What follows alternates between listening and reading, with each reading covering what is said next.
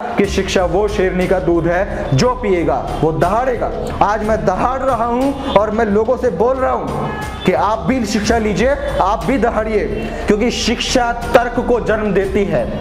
और ये लोग नहीं चाहते कि इस देश के लोग तर्कशील बने।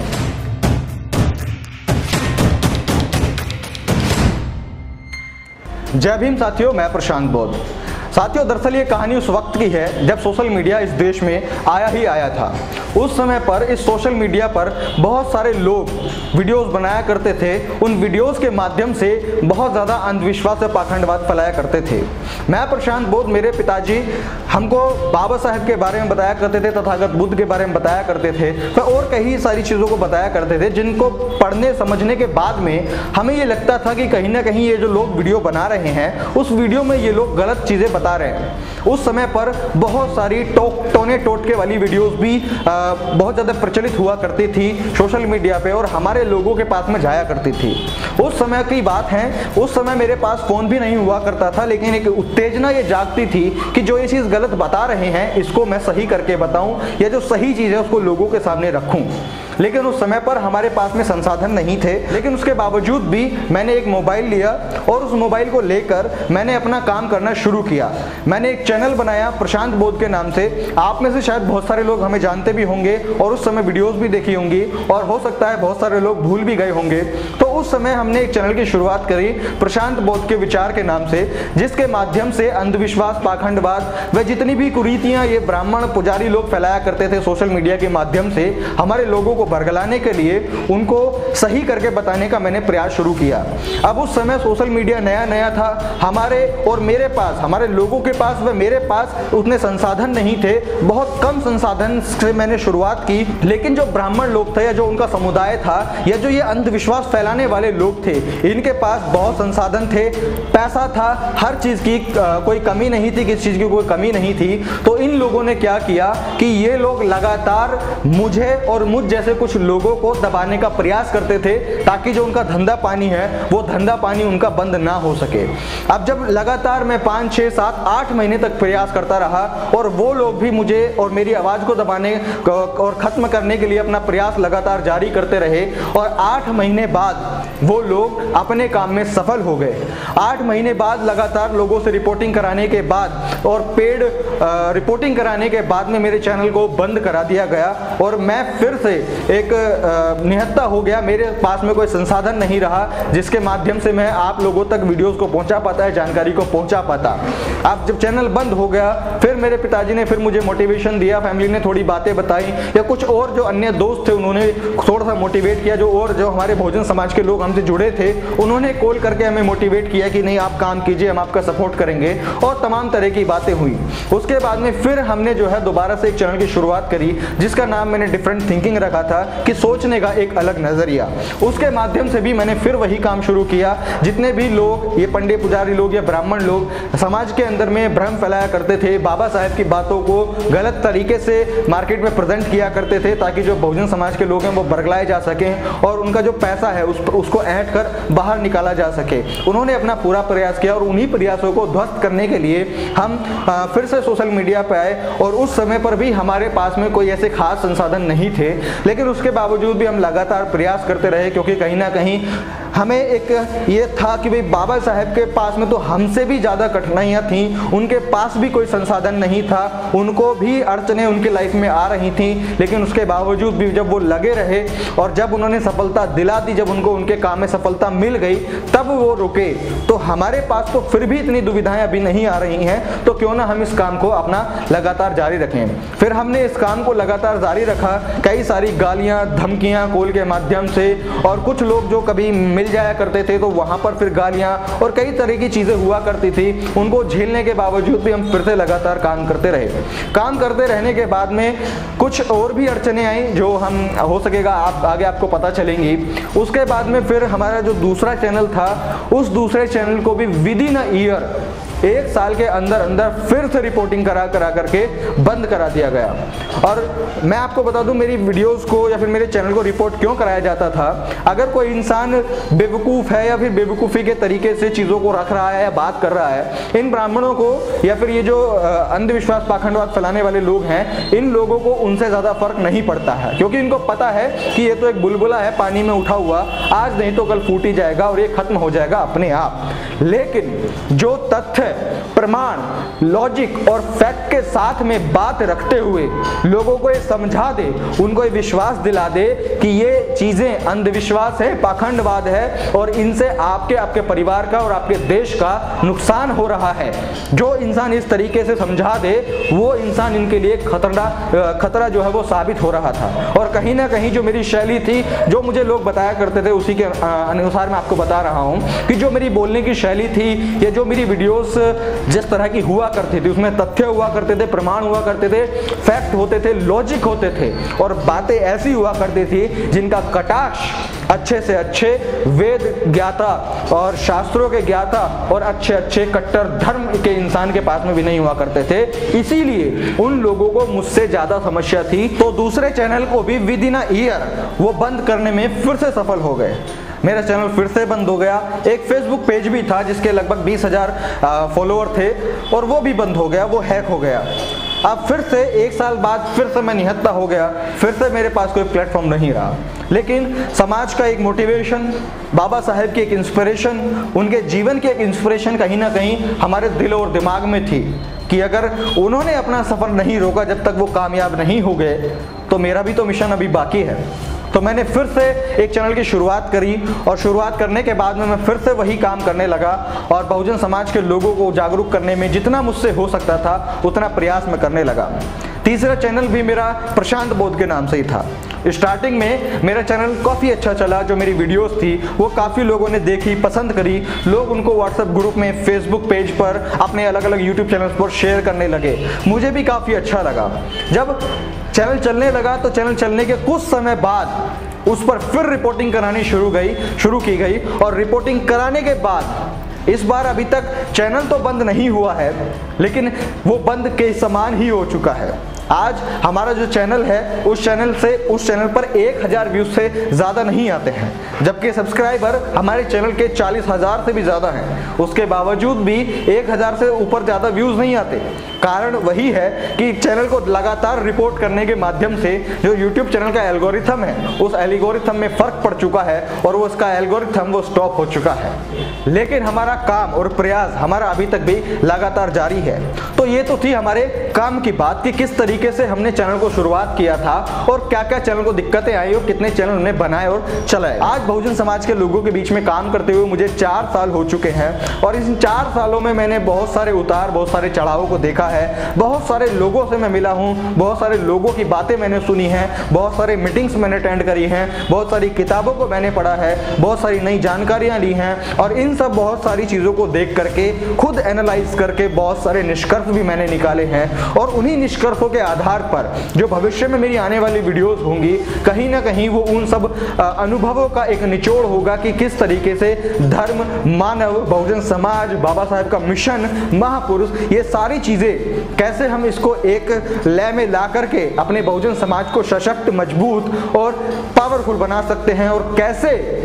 हमारे बहुजन समाज के लोगों को एक निचले तबके से लेकर उसको संसद भवन तक पहुंचा सकते हैं। उसके लिए जो सबसे महत्वपूर्ण चीज़ है वो है शिक्षा। शिक्षा को लेकर के लगातार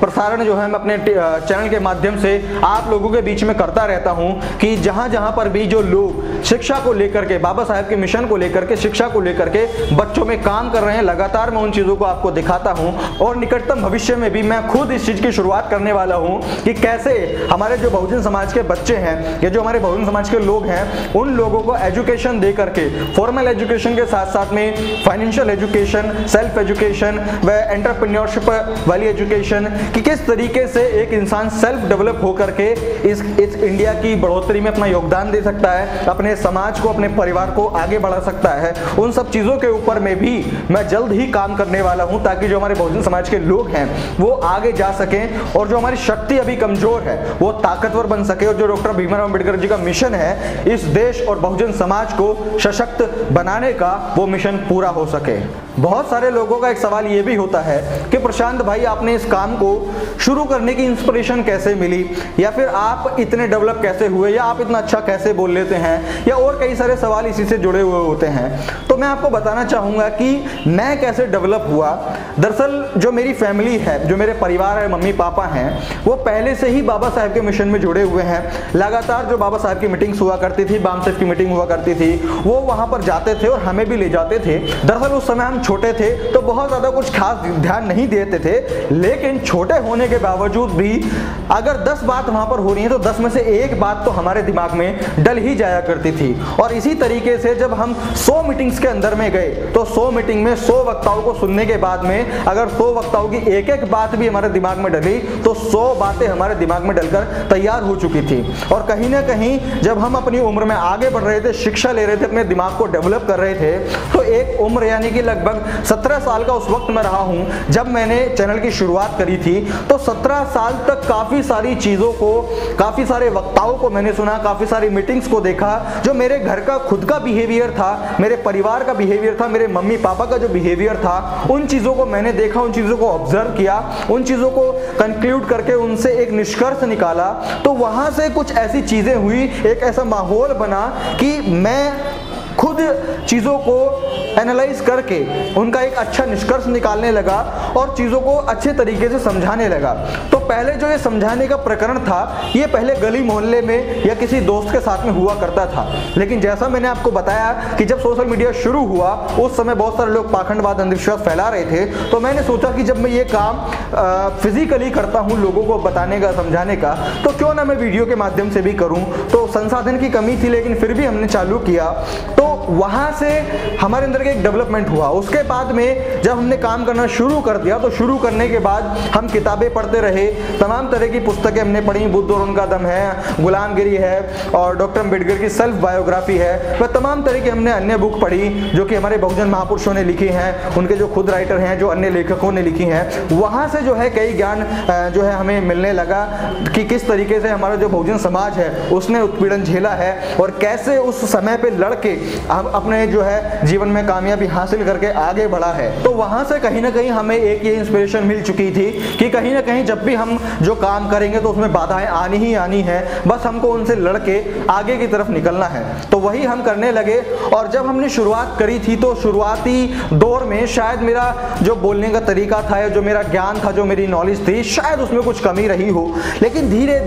धीरे जब हम लगातार काम करते रहे, अपने काम में डटे रहे, तो डटे रहने के बाद जो कंसिस्टेंसी थी, तो काम की जो कंसिस्टेंसी होती है, तो कंसिस्टेंसी से एक इंसान के काम में परफेक्टनेस आती है। आपने एक इंग्लिश की लाइन सुनी होगी कि प्रैक्टिस मेक्स मैन परफेक्ट। तो इसका मतलब यही है कि जब किसी एक काम को हम कंसिस्टेंटली करते रहते हैं तो हमारा जो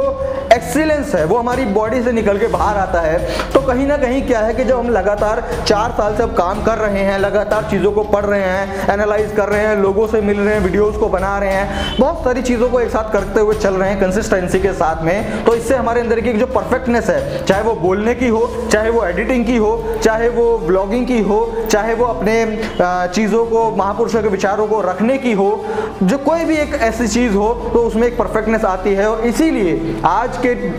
समय में हमारे जो बहुजन समाज के लोग हैं उन लोगों को हमारी वीडियो काफ़ी अच्छी लगती हैं और वो हमें बताते हैं और उन्हीं के माध्यम से मैं आपको बता रहा हूँ। तो वही चीज़ है, जब हम 4 साल से इस काम को लगातार कर रहे हैं तो इस वजह से हमारी जो बोलने की शैली है वो थोड़ी बेहतर हो जाती है, काफ़ी अच्छी हो जाती है।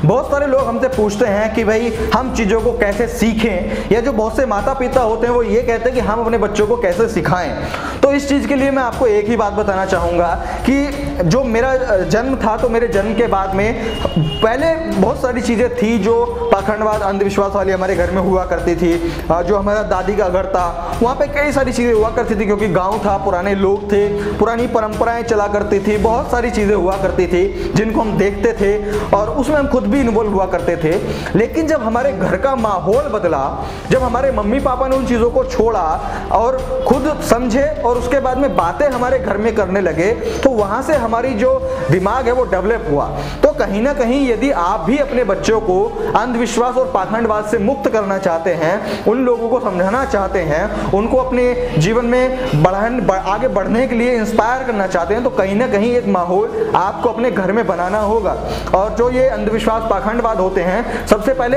आपको उनमें से निकलना पड़ेगा, तभी जो आपकी आने वाली जनरेशन है वो आगे निकल पाएगी। जब इस देश के अंदर में हमारे देश की महिलाएं हर साल तीज और करवा चौथ का व्रत रखती हैं, करवा चौथ का इसलिए कि मेरे पति की उम्र जो है वो लंबी हो, और जो तीज का व्रत होता है वो इसलिए रखती हैं कि मेरे भाई की उम्र लंबी हो, और जिसका कोई परिणाम आज तक नहीं है।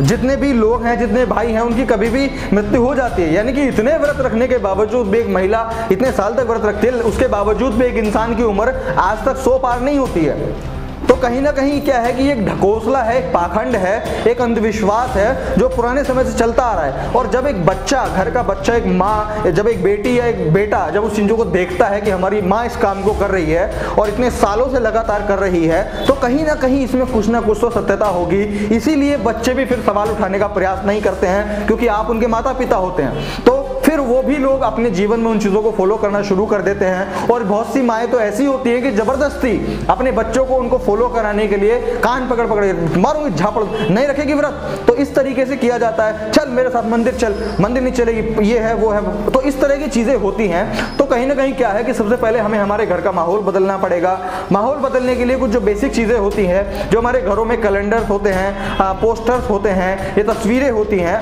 हमें वहाँ पे उन लोगों की पोस्टर्स या तस्वीरें लगानी चाहिए जिनसे हम अपने जीवन में इंस्पायर होते हैं, या जिन्होंने हमारी आज़ादी के लिए कुछ किया है, या जिन्होंने अपने जीवन में संघर्ष करके इस देश को आज़ादी दिलाई है, वह इस देश के लोगों को आज़ादी दिलाई है। इन दोनों बातों में बड़ा अंतर है, चीज़ों को समझिएगा। तो जब उन मूर्तियों को, उन फोटोज़ को हम अपने घरों में लगाते हैं, तो बच्चे उनसे देख करके कहीं ना कहीं कुछ प्रेरित होते हैं। उसके बाद में जब हम पोस्टर्स हटा देते हैं, तो पोस्टर्स हटाने के बाद में जो बातें हैं, जो चर्चाएं हैं, कहीं ना कहीं हमें कभी ना कभी महापुरुषों को लेकर के चर्चाएं अपने घर में करनी चाहिए कि डॉक्टर अंबेडकर ने ये काम किया था, तब उस तरीके से किया था, और सावित्रीबाई फुले जी ने इस देश में महिलाओं के लिए पहला स्कूल खोला था, शिक्षा का अधिकार दिलाया था, उसके लिए लड़ाई लड़ी थी, इतना अपमान सहा था। और अन्य महापुरुषों के बारे में कांशीराम जी ने कि डॉक्टर अंबेडकर का जो एक बना बनाया साम्राज्य था, जो इतनी सारी चीज़ें थी, बातें थी, संविधान के अधिकार थे, जो बहुत सारी चीज़ें थी वो समाज में की, लेकिन जो मनुवादी लोग थे, डॉक्टर अंबेडकर का संघर्ष उन लोगों ने उसको दबा दिया। लेकिन कांशीराम जी एक ऐसे इंसान थे जिन्होंने साइकिल पर घूम घूम कर, सरकारी नौकरी छोड़कर बहुजन समाज के लोगों को जागृत किया, उनको प्रेरणा दी, और इस देश में एक क्रांति लेकर के आए और इस देश में सरकार बनाई। तो कहीं ना कहीं जब हम महापुरुषों की बातों को करते हैं, तो बच्चे उन्हें सुनते हैं, उनसे इच्छुक होते हैं, और कहीं ना कहीं उनके मन में एक क्यूरियोसिटी जागती है कि अच्छा इन्होंने ये किया था, तो वो उनके बारे में फिर अगली बात जानने का प्रयास करते हैं। और जब इस तरीके का माहौल हमारे घर में बनता है, तो कहीं ना कहीं मैं ये कह सकता हूँ कि एक प्रशांत बोस जैसा लड़का उस घर में फिर विकसित होता है। और तमाम तरीके के हमारे आज बहुजन समाज में यूट्यूबर्स हैं, और जो जिस ढाका टॉक शो पे मैं बैठा हूँ, अरुण गौतम जी, आपने इनकी भी वीडियोस देखी होंगे कि किस तरीके से पाखंडवाद और अंधविश्वास की धज्जियों को उड़ाते हैं। तो तमाम तरह की ऐसी लोग हैं जो अपने इस तरह से काम कर रहे हैं, और जो बाबा साहब के मूवमेंट को आगे बढ़ाने का काम कर रहे हैं। और कहीं ना कहीं अगर आप भी चाहते हैं कि आपका बच्चा एक वेल एजुकेटेड, एक वेल माइंडेड और इन सब तर्क और वितर्क करने की शक्ति उसमें जागृत हो, तो उसकी शिक्षा पे आप जरूर ध्यान दीजिए, क्योंकि शिक्षा वो शेरनी का दूध है जो उसे पिएगा वो दहाड़ेगा। अगर मैं आपके सामने आज इस कैमरे में दहाड़ रहा हूं, तो उसके पीछे का कारण शिक्षा है। ना पैसा है, ना मेरा शरीर है, ना मेरा रंग है, ना कपड़े हैं, ना कुछ है। अगर मेरा दहाड़ने के पीछे का कोई कारण है तो वो मेरी शिक्षा है। अगर शिक्षा शेरनी का दूध नहीं होती, तो इस देश की सरकार शिक्षा को कमजोर करने में अपना योगदान नहीं दे रही होती। आज बहुजन समाज के लोगों को शिक्षा से वंचित रखने का पूरा प्रयास किया जाता है। उन लोगों को विद्यालयों से हटा करके मंदिर की तरफ धकेलने का प्रयास किया जाता है। स्कूल का घंटा हटा करके मंदिर का घंटा बजाने का प्रयास किया जाता है। तो जो ये तरीके हैं, जो चीजें हैं, वो शिक्षा से इसीलिए वंचित रखा जाता है क्योंकि शिक्षा तर्क को जन्म देती है। और ये लोग नहीं चाहते कि इस देश के लोग तर्कशील बने, क्योंकि जब इस देश के लोग, इस बहुजन समाज के लोग तर्कशील बनेंगे, तो इन मनुवादियों का, इन ब्राह्मणवादियों का, इन धंधाखोरों का धंधा बंद होगा। तो बस यही चीज है। इसीलिए आज अगर हम डॉक्टर अंबेडकर को जानते हैं, आज हम अगर सावित्रीबाई फुले जी को जानते हैं, अगर हम ज्योतिबा फुले जी को जानते हैं, किसी भी अगर हम महापुरुष को हम जानते हैं, काशीराम जी को हम जानते हैं, तो कहीं ना कहीं उनकी शिक्षा की वजह से, उनके किए गए कार्यों की वजह से हम उन्हें जानते हैं। तो अगर आप चाहते हैं कि आपके बच्चे को कोई जाने, आप कुछ ऐसा काम करें ताकि आपको लोग जाने, आप कुछ समाज में योगदान दें, तो शिक्षा एक बहुत महत्वपूर्ण चीज है और ये हमें लेनी पड़ेगी और अपने बच्चों को देनी पड़ेगी। तो इसीलिए आप सबसे ज्यादा प्रयास करें, बच्चों को मत दिलाइए महंगे मोबाइल, बच्चों को मत दिलाइए मोटरसाइकिल। अरे आज तक भी मेरी उम्र 21 साल हो चुकी है, मैं आज तक भी साइकिल से चलता हूँ। आपने मेरी लेटेस्ट लाइव वीडियोस में देखा होगा, मेरे पास आज तक भी बाइक नहीं है। मेरे पापा ने इसलिए नहीं दिलाया क्योंकि बहुत ज्यादा जरूरत अभी नहीं है और फालतू का एक्सपेंस है, खर्चा है फालतू का। तो मत दिलाइए चीजों को। सबसे पहले जो अपना इंपॉर्टेंस है वो शिक्षा को रखिए, जिस तरह की भी हो सके, एडिटिंग की हो, नॉलेज की हो, सेल्फ एजुकेशन हो, फाइनेंशियल एजुकेशन हो, कोई भी एक स्किल पे फोकस कीजिए, शिक्षा दीजिए और बच्चे को तरक्कील बनाइए, तभी हमारा बहुजन समाज आगे बढ़ सकता है। इसीलिए बाबा साहब ने कहा था कि शिक्षा वो शेरनी का दूध है, जो पिएगा वो दहाड़ेगा। आज मैं दहाड़ रहा हूं और मैं लोगों से बोल रहा हूं कि आप भी शिक्षा लीजिए, आप भी दहाड़िए। जब 100 लोग हो जाएंगे, जब 1000 लोग हो जाएंगे, जब 10,000 लोग दहाड़ने वाले हो जाएंगे, तो भला हम भी देखें कैसे मनुवादी लोग अपना प्रोपेगेंडा इस बहुजन समाज में फैलाएंगे। और अभी जहां आप मेरी इस वीडियो को देख रहे हैं, धाकड़ टॉक शो, कहीं ना कहीं ये एक यूनिक और बहुजन समाज के लोगों की जीवनी को, या जितने भी हमारे जो बहुजन समाज में लोग हैं, जो लोग संघर्ष कर रहे हैं, लोग काम कर रहे हैं, उन लोगों के संघर्ष और उनकी जीवनी को बताने के लिए इस धाकड़ टॉक शो का निर्माण किया गया है। और इसके जो क्रिएटर हैं वो हैं अरुण गौतम। तो कहीं ना कहीं ये एक बड़ा यूनिक प्रयास है और हमको लगता है कि हम सभी को इस प्रयास को सराहना चाहिए, इसको शेयर करना चाहिए, ताकि हमको पता चल सके कि कौन कौन ऐसे लोग हैं जो बहुजन समाज में काम कर रहे हैं और उन लोगों को हम नहीं देख पाते, नहीं जान पाते हैं, ताकि उन लोगों को इस शो के माध्यम से ला करके आप लोगों के सामने उनको रूबरू कराया जाए कि किस तरीके से वो लोग संघर्ष करके एक जीवन में कामयाबी पा लेते हैं, वो बातें आप लोगों के साथ में शेयर हो सके। तो कहीं ना कहीं जो धाकड़ टॉक शो ये बना हुआ है, ये एक बहुत अच्छी चीज है हमारे बहुजन समाज के लिए, क्योंकि डिजिटल मीडिया पर कोई भी ऐसा प्लेटफॉर्म नहीं था, कोई भी ऐसा टॉक शो नहीं था जहां पे बहुजन समाज के जो मिशनरी लोग हैं, जो काम कर रहे हैं, उनकी बातों को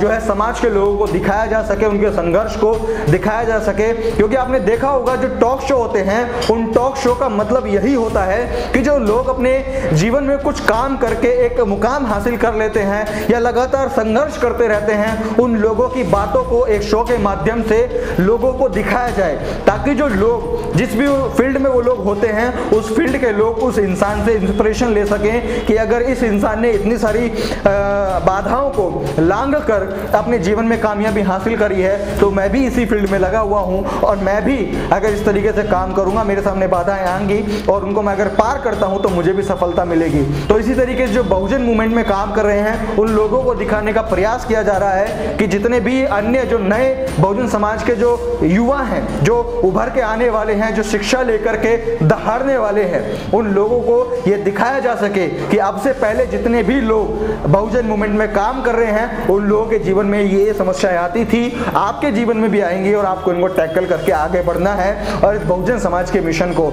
डॉक्टर भीमराव अंबेडकर के मिशन को व तमाम बहुजन महापुरुषों के मिशन को हमको पूरा करना है।